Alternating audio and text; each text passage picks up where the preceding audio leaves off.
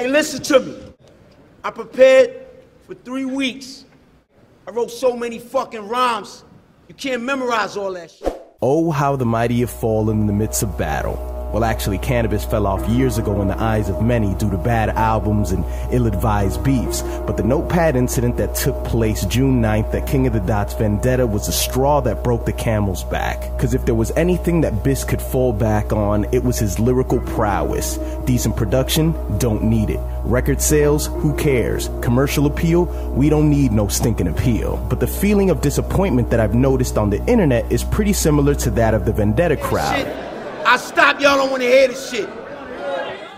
Without getting too dorky, it reminds me of that infamous line from The Dark Knight. You either die a hero or live long enough to see yourself become the villain. So Harvey was a noble political figure who was later corrupted after losing Rachel in that accident. And by the end of the film, Batman took the fall for the destruction that Harvey had caused. All of a sudden, everything that Batman had done for Gotham was null and void, and the hunter became the hunted. So, is our hero in this case, who's Canibus, a lot like Two-Face and Batman? Is he a victim of time passing and overexposure? We've had a handful of rappers who have passed before their time, and because of that, we've deified them like they're infallible beings. But you mean to tell me that Pac's tag of the realest of all time wouldn't be tarnished by a very possible feud on Twitter? Well, that's right, Tupac wouldn't have Twitter. He'd be above that, right? Listen, even the integrity that Nas has built over his career came into question years ago. Jay-Z's basically been accused of being a fucking necromancer. Anything's possible after you've been in the public eye for over a decade. It seems like if you were musically inclined like Bis was, people feel disappointed if you can't perform, as if writing something great can easily be done. They don't realize that it requires passion, which he obviously doesn't have. Nobody's disappointed in that aging athlete who no longer has that vertical leap. Oh, that's just Father Time taking his toll. Let him go gracefully, right? But it's all the same to me. Athletes who are past their prime, superheroes, lyricists who can no longer remember their lyrics, except in hip-hop, the public decides who comes and who goes.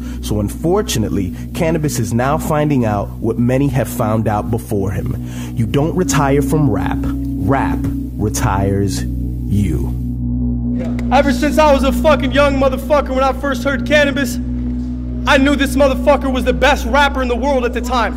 So at the end of the day, hold on, you ain't really hip-hop if there wasn't a point in your life where you heard this motherfucker and you were like, damn, I need to become like this motherfucker, I need to write like this.